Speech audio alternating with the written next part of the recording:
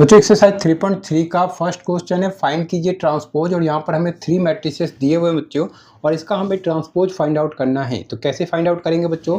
तो सबसे पहले जब ट्रांसपोज कैसे फाइंड आउट करते हैं, तो ये जो पहला मैट्रिक्स दिया है बच्चों, मैं यहाँ पे फर्स्ट को सॉल्व करा रहा हूँ।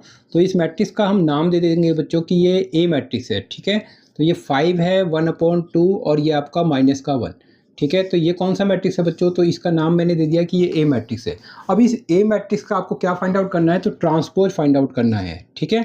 तो ट्रांसपोज को आपको कैसे लिखना है बच्चों? तो ट्रांसपोज के लिए ए डैश लिखा जाता है। ये जो डैश दिखाई दे रहा है बच्चों, इस डैश का मतलब है ट्रांसपोज, ठीक है। मैं यहाँ पर लिख देता हूँ।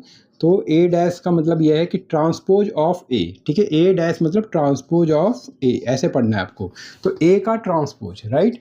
अब ये फाइंड आउट कैसे करते हैं बच्चों? तो यहाँ पर ये जो कॉलम, ये जो वर्टिकल लिखा है, अगर आप इसे हॉरिजॉन्टल लिख लें तो इसका मतलब ये हो जाता है कि हम इसका ट्रांसपोज फाइंड आउट कर लेंगे, ठीक है। तो जो भी चीज़ आपको कैसे लिखा है, वर्टिकल लिखा है, उसको आपको हॉरिजॉन्टल के फॉर्म में लिख लेना है। तो कैसे लिखें? तो 5, 1/2 और ये -1, ठीक है।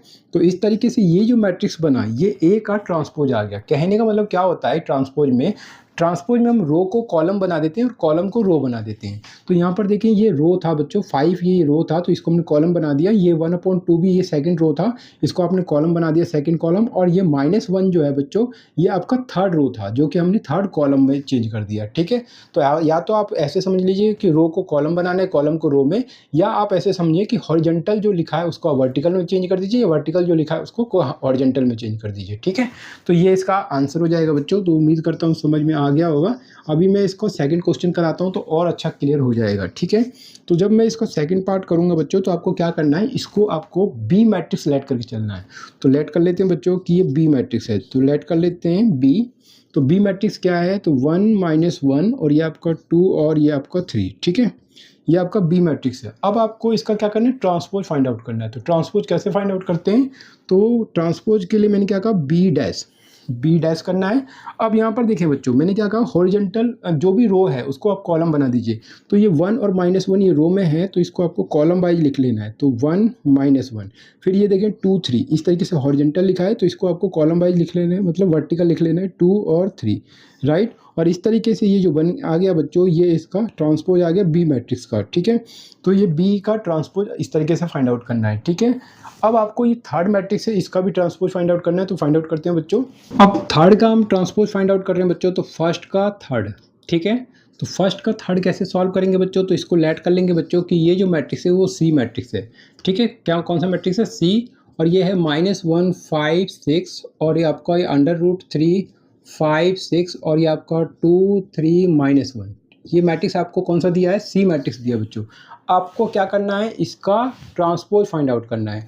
तो ट्रांसपोज फाइंड आउट करने का मतलब क्या है बच्चों? सी के ऊपर डैश, तो ये हो गया सी का ट्रांसपोज, ठीक है।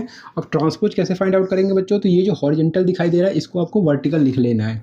तो कैसे लिखें? -1 5 और 6, यहाँ पर ये हॉरिजॉन्टल दिखाई दे रहा है, इसको आपको वर्टिकल लिख लेना है। तो √3 5 और ये आपका 6, फिर ये हॉरिजॉन्टल दिख रहा है, तो इसको आपको वर्टिकल लिख लेना है। तो 2 3 -1, ठीक है, राइट। तो आपने क्या देखा कि ये जो रो था ये कॉलम बन गया, ये रो था ये कॉलम बन गया, ये जो रो था ये भी कॉलम बन गया बच्चों।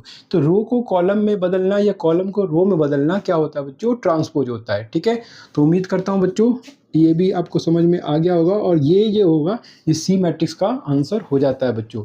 तो तीनों ही क्वेश्चन आपको समझ में आ गया होगा बच्चों। अगर कोई डाउट है तो कमेंट करके मुझसे पूछ सकते हैं, और अगर समझ में आ गया तो वीडियो को लाइक कर लेना बच्चों, क्योंकि एनसीईआरटी के सारे क्वेश्चन को मैं आसान सॉल्यूशन प्रोवाइड कराने की पूरी कोशिश कर रहा हूँ बच्चों। तो प्लीज़ चैनल को सब्सक्राइब कर लीजिए और चैनल को सपोर्ट भी कीजिए बच्चों। तो मिलते हैं नेक्स्ट वीडियो में बच्चों। अपने वीडियो को वॉच किया इसके लिए आप सभी का बहुत बहुत धन्यवाद बच्चों।